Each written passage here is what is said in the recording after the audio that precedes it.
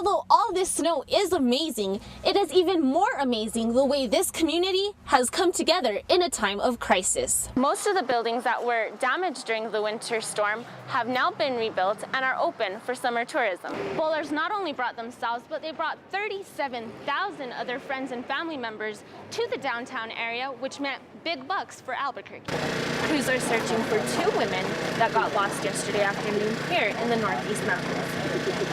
With events like roping for the kids and even Dutch oven baking, Cowboy Days is something everyone can enjoy. The fine art of sheep shearing is slowly dying out in New Mexico, but the Cordova brothers are keeping this tradition alive.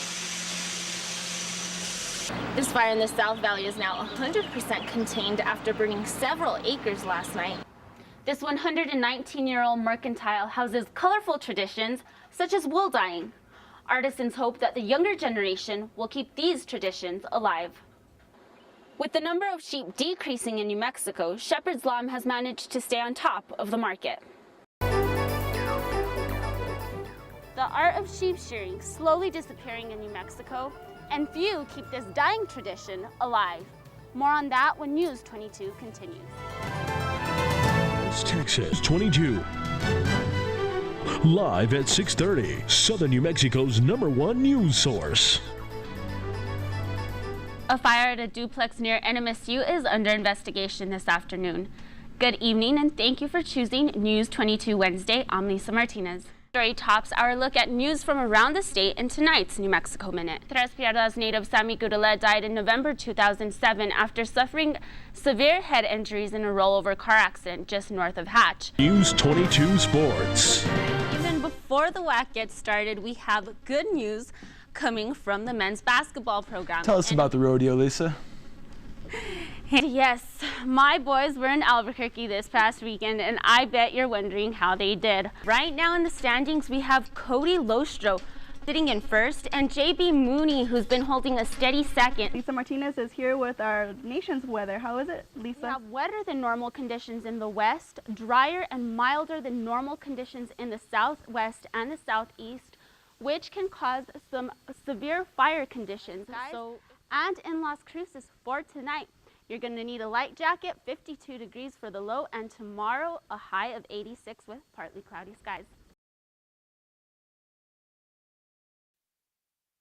Chama, heaven on earth as some would say, but after this past winter, many residents would disagree. We had a total of 187 inches of snow in town, and as you can see behind me here, we had the Chama Valley supermarket that was back here collapsed. Chama residents have been traveling out of town to get everything and anything they need. That's kind of hard, especially when the gas is going up and everything else, so it's a little frustrating to go out of town every time you need something. When Chama went under this winter, Mayor Archie Vigil didn't waste any time in getting the Chama Valley above ground again. We pulled through it with the help of a lot of contractors, everybody coming from all over the state of New Mexico. Most of the buildings that were damaged during the winter storm have now been rebuilt and are open for summer tourism. Yeah.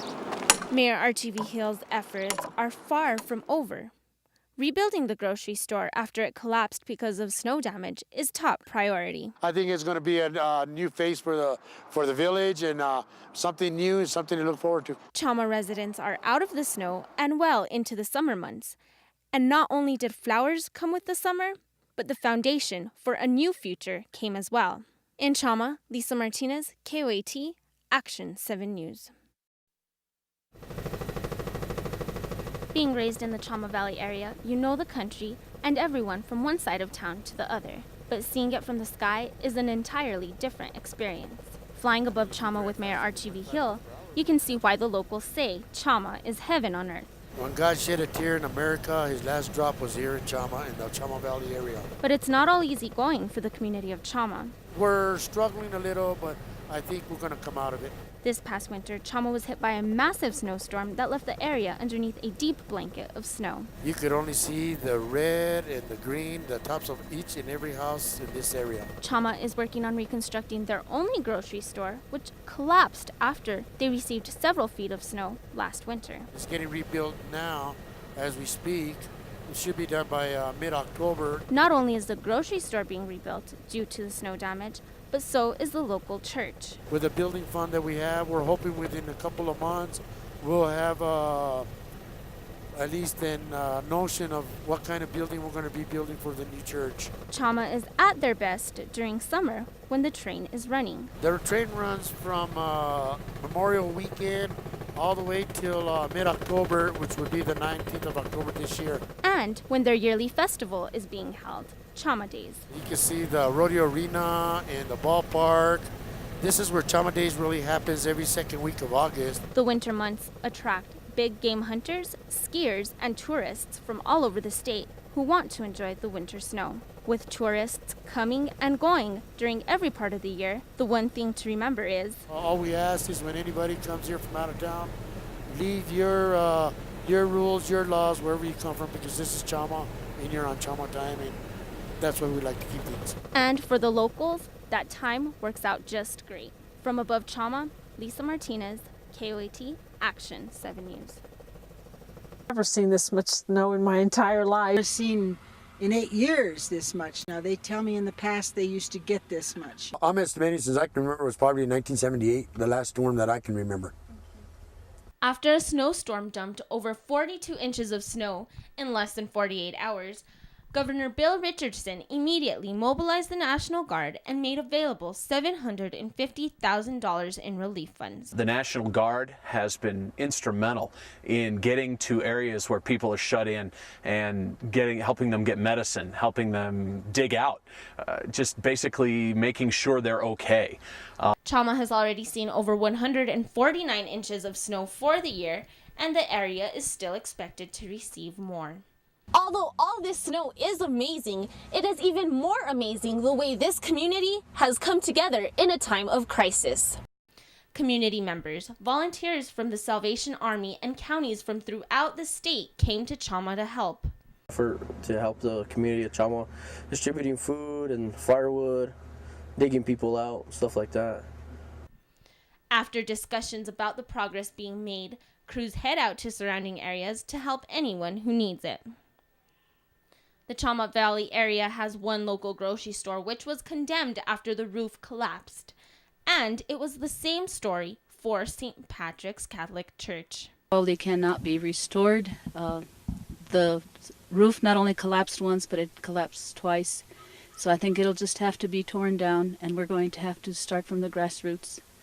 But we know that with the grace of God, we will rise from the ashes. Efforts will continue for several weeks, but the National Guard has done their part and have now left Rio Arriba County. And what about school? School was canceled last week and is expected back in session soon. For now, kids have abandoned their studies, picked up shovels, and will be ready to go back to school when that time comes. In Chama, New Mexico, Lisa Martinez, News 22. This is the gateway to an old tradition on a humble ranch nestled in northern New Mexico. A place where rancher Antonio Manzanares has worked hard to keep the tradition alive. My wife Molly and I got into the sheep business about 30 years ago in a small way. I think we bought 14 sheep. Customers have flocked to Shepherd's Lamb for years because of its tasty flavor. Especially now to connect with the rancher or the farmer. They want to know where their food comes from. Shepherd's Lamb not only markets organic meat, but also wool.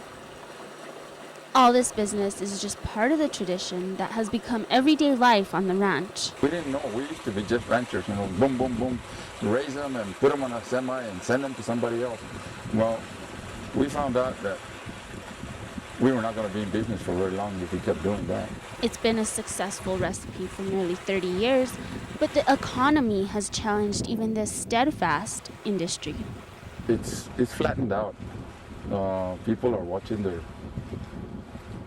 P's and Q's and their dollar bills a little bit closer now.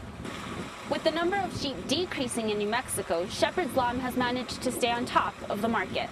Shepherd's Lamb is making a run at another 30 years in the market and will continue to serve customers and their needs, regardless of what gates they have to open.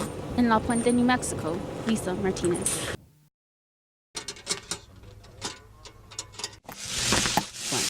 The sounds of clippers being prepared for the first buzz of the season for these sheep, but for the Cordova brothers, it's just the beginning of another shearing season. As far as what we do for sheep shearing, we come out to several different places all over New Mexico, Arizona, Colorado, and shear, which means take the wool off the sheep. Although it may be a dying tradition in the U.S. and especially in New Mexico, because it's just back-breaking work, for the Cordova brothers, it's part of their yearly routine. It's been in the family for generations. My grandfather sheared, my father sheared, and my brother sheared, and I started shearing sheep. And these two sheep barbers have around 2,500 customers a year. For the sheep, it's like removing a wool coat before heading out for a day on the beach. But it's no picnic for the Cordova brothers. As you can tell, you have to be in very good shape to shear sheep, otherwise it makes it for a very long, miserable day. And though the shearing goes on for now, the Cordova brothers admit it'll only be a short time before this tradition is forgotten. If kids, our younger generation, don't pick up shearing, there's not going to be any shearers out there, and therefore it's going to be harder and harder for farmers and ranchers to find a shearer. So it is very important. The fine art of sheep shearing is slowly dying out in New Mexico, but the Cordova brothers are keeping this tradition alive. If it's up to anyone to keep the clippers humming, it's up to young Josh, who will hopefully take the job into its 4th generation. If he wants to learn how, I'll show him. If not, it's something it's his decision. In Chama, New Mexico, Lisa Martinez, News 22. The legendary cowboy is still alive and well in New Mexico. And this rustic event, held at the New Mexico Farm and Ranch Heritage Museum, is living proof. Tried to talk to as many representatives as we could, artists, the dowsing, the biscuit makers. I have some tips. I'm going to try to make some good New Mexico biscuits now. Just $3, visitors saw horseshoeing, arts and crafts, and even took a look back in time at the Old West. With events like roping for the kids and even Dutch oven baking, Cowboy Days is something everyone can enjoy. Even the youngest of kids got in on some of the action. We're teaching some kids to rope for Cowboy Days through the Horsemen's Association, just dummy roping and that fun stuff. We've had a bunch of kids. Pretty much every kid that comes by just wants to stop and rope for a while, and it's been a lot of fun. In today's fast-paced world, Cowboy Days is a way to slow it all down and bring it back to the pace of the Old West. In Las Cruces, New Mexico, Lisa Martinez, News 22. A penny saved is a penny earned, but what if you double that penny? If you double a penny every day for 30 days, you end up with approximately $5 million. The students at Escalante High School in northern New Mexico are using this penny theory as a way of fundraising for breast cancer research. Everybody has pocket change, so we're just trying to get it and donate it, and then once we collect it all, we're going to just donate it to a breast cancer research foundation.